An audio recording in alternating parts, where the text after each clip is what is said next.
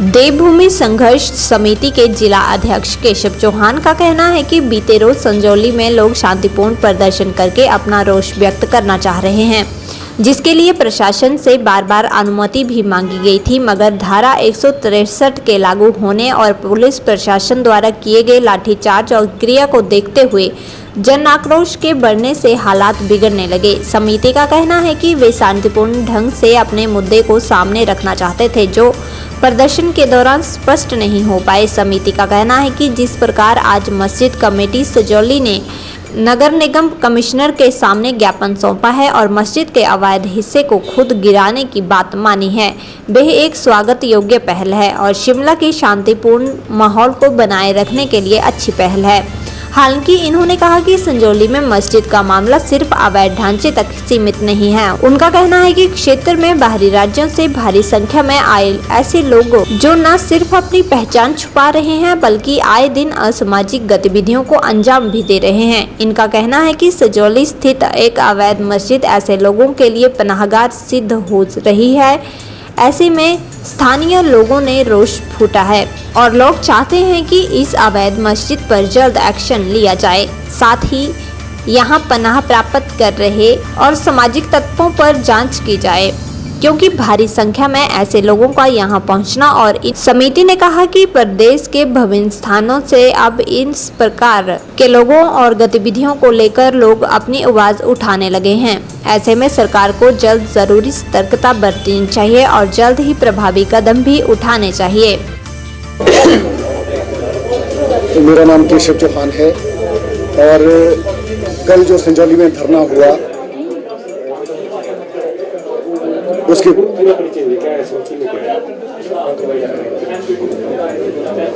ये जो देवभूमि संघर्ष समिति है उसका मुझे जिले का दायित्व दिया है, जिला शिमला का दायित्व मुझे दिया है, जिला शिमला का। और ये जो कल धरना हुआ, सरकार ने, प्रशासन ने जिस प्रकार हमारे लोगों पर लाठीचार्ज किया, वाटर कैनन का इस्तेमाल किया, बल प्रयोग किया, उसके लिए हम सरकार की और प्रशासन की कड़ी निंदा करते हैं। हम लोगों ने प्रशासन से रिक्वेस्ट किया था कि आप हमें शांतिप्रिय आंदोलन करने की अनुमति दें, लेकिन प्रशासन ने अनुमति देने से इनकार कर दिया और ऊपर से धारा 163 लगाकर लोगों को भड़काने का काम किया, जिसके कारण भारी संख्या में भीड़ आई और धारा 163 तोड़कर संजौली बाजार में घुस गई। उसके कारण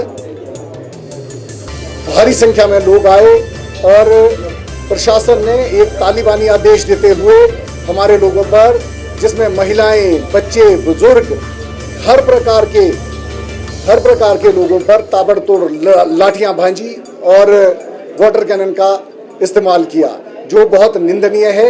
हमारा जो प्रोटेस्ट था वो शांतिपूर्ण था। अगर प्रशासन इस तरह का काम ना करता तो हमारा प्रोटेस्ट संजौली बाजार को क्रॉस करता हुआ निकल जाता और किसी प्रकार की अप्रिय घटना ना होती। प्रशासन को हमने मांग पत्र दिया था और प्रशासन ने उसमें धुलमुल रवैया अपनाया।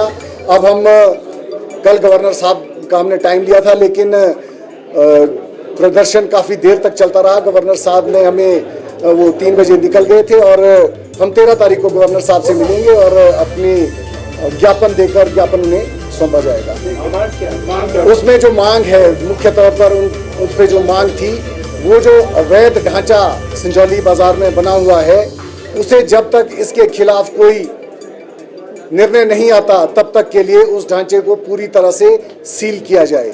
उसमें किसी प्रकार की गतिविधियां ना हो, वहां पर सभी प्रकार की आवाजाही बंद हो। उसके अलावा हमारा जो दूसरा मुद्दा था वो था जो स्ट्रीट वेंडर्स बैठते हैं, बाहर से लोग आ रहे हैं जिनका कोई पंजीकरण नहीं हुआ, और अगर पंजीकरण हुआ है तो उनकी सत्यापित जहां से वो बिलोंग करते हैं, जिस थाने से वो आते हैं, वहां से उनकी वेरिफिकेशन होनी चाहिए, क्योंकि वो यहाँ पर बहुत सारी गैर कानूनी गतिविधियों को अंजाम दे रहे हैं। और वो जो मस्जिद भी बन रही थी या बनी है, जो अवैध ढांचा बना है, वो भी ऐसे लोगों के लिए पनाहगाह बना हुआ है। उसके अलावा हमारा जो प्रशासन से एक और डिमांड थी कि इस मस्जिद के निर्माण में यहाँ के जो अभी के वर्तमान के जो आर्किटेक्ट प्लानर है, एपी है यहाँ के, जिनका नाम महबूब शेख है, इनका इसके मस्जिद बनने में बहुत बड़ा योगदान है। क्योंकि जब ये जेई थे, जैसे पहले विजय ने भी अभी बताया, जब ये जेई थे, जेई रहते हुए इन्होंने नोटिंग करी कि ये जो मस्जिद है इसके मालिक मोहम्मद सलीम है, जिनके नाम से केस चल सकता है। इसके 10 साल बाद या 12 साल बाद जब ये एपी बनकर आए तो इन्होंने उसी फाइल पे ये नोटिंग करते हैं कि मोहम्मद सलीम तो कुछ भी नहीं है, इसमें तो वक्फ बोर्ड है। आप सोचो कि वो व्यक्ति जब ये मस्जिद कभी 1 मंजिल 1.5 मंजिल की हुआ करती थी तब भी वहाँ नमाज पढ़ने जाता था। उसके बाद अवैध निर्माण होता रहा, जबकि नगर निगम में काम करता है, इसे पता नहीं चला कि वहाँ पे अवैध निर्माण हो रहा है। तो जिस प्रकार से हमें लगता है, हमें अंदेशा है कि इस व्यक्ति का मस्जिद बनने में पूरा योगदान है, इसके खिलाफ तुरंत प्रभाव से कार्रवाई करनी चाहिए। मुझे तो लगता है कि ऐसे व्यक्ति को तो गिरफ्तार करना चाहिए, क्योंकि मुझे लगता है कि जो इसमें फंडिंग का अरेंजमेंट भी है, इसमें भी मोहम्मद शेख का बहुत बड़ा, महबूब शेख का बहुत बड़ा योगदान हो सकता है। क्योंकि 4-5 मंजिल बनी, अगर ये हफ्ते में 1 दिन भी नमाज पढ़ने जाते होंगे तो आप सोचो कितनी बार गए होंगे, इन्हें पता नहीं चला। और हम कि ये जो मस्जिद बनी है इसको सील करने का या तोड़ने की बात वक्फ बोर्ड ने कही है, हम उस बात का स्वागत करते हैं। और मैंने पहले भी कहा था कि ये जो हमारा धरना था, हमारा जो ये प्रदर्शन था, ये कोई हमारा कम्युनल, जिसको कह सकते हैं कम्युनल प्रदर्शन नहीं था। हमारा जो विरोध है वो किसी समुदाय विशेष से नहीं है। हमारा जो विरोध है वो गलत तरीके से जो यहाँ आ रहे हैं, गलत मंशा से लोग जो आ रहे हैं उनके खिलाफ है। और अब आपने बात कही दूसरी कि अगर वो तोड़ देते तो विवाद खत्म हो जाता है। पहले ये जो हमारी जो डिमांड थी, ये जो मस्जिद है इसका अवैध क्या है, कितना अवैध बना है, कब बना है, तो नियोजित तरीके से यहाँ पे लोगों को ला रहे हैं और उनको बसा रहे हैं।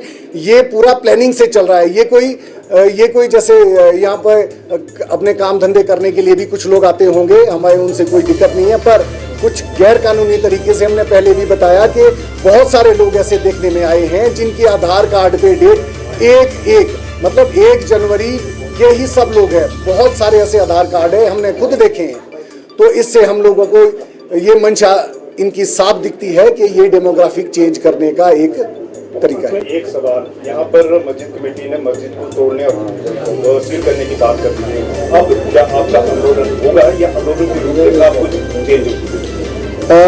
हम उनके, अगर मस्जिद सील होती है, इसमें गतिविधियां नहीं होती, हम इसका स्वागत करते हैं। लेकिन ये आंदोलन केवल मस्जिद सील करने या उसका नहीं था।